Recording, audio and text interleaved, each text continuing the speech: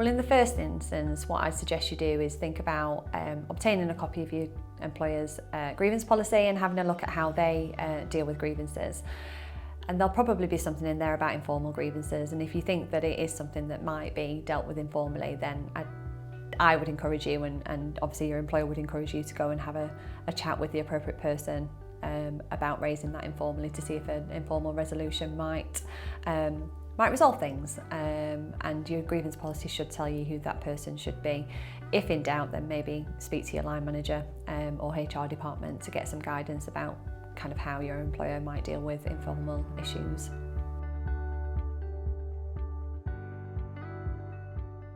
So a formal grievance, again, you need to think about going and having a look at your employer's grievance procedure. All employers should have a grievance procedure by law,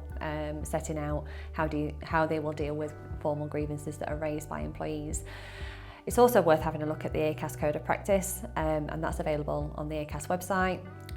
because that has guidance on what a grievance process should look like, and also has some guidance about how employees and employers should engage in a grievance process once a formal grievance has been made.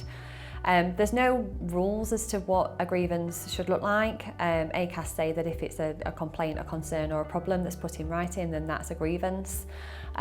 So as soon as you've raised those issues and they are a concern, a complaint or a problem in writing to your employer, then your employer should know that that's triggering a grievance process. It wouldn't hurt to make sure that you write down in your letter that you want to raise a formal grievance either. And once your employer has received that, then their process will then kick in as to kind of what will happen and how it will be dealt with. But as a bare minimum, ACAS say that a meeting should be arranged with you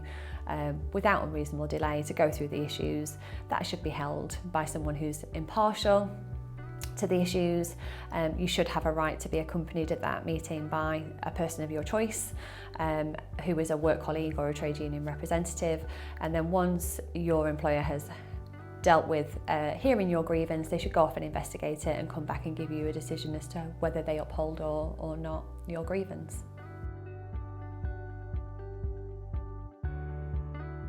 So if you don't agree with the outcome of a grievance, then you're given the right to appeal by the ACAS Code of Practice, and that should also be contained in your employer's grievance procedure as well, and that should dictate again and explain to you where you should send that appeal to, and that should be heard by, again, someone who is impartial to the process that's gone before and not being involved in any way. Again, you've got a right to be accompanied at that appeal meeting. Ultimately, if you're still dissatisfied and unhappy with the outcome of the grievance, then you probably need to take some legal advice to consider whether you've got maybe a claim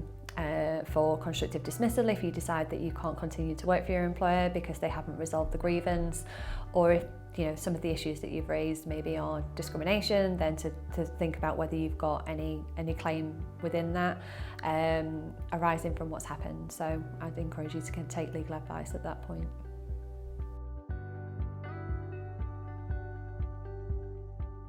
So a protected conversation is what we call a statutory creation, and what it enables an employer and employee to do is have a full and frank conversation where an employer can put to an employee a proposal to terminate their employment under a settlement agreement. The protected conversation enables the employer not to use coercive behaviour or any kind of improper behaviour, but be able to say, well, actually, it doesn't look like we're going to get a resolution here, or it looks like you may have come to the end of the line in terms of your employment because of what's happened, and we recognise that, and what we'd like to do is part amicably and offer you a termination package to enable you to leave with something, but also in the knowledge that we know that you can't come and pursue a claim against us because we would ask you to sign a settlement agreement to terminate your employment.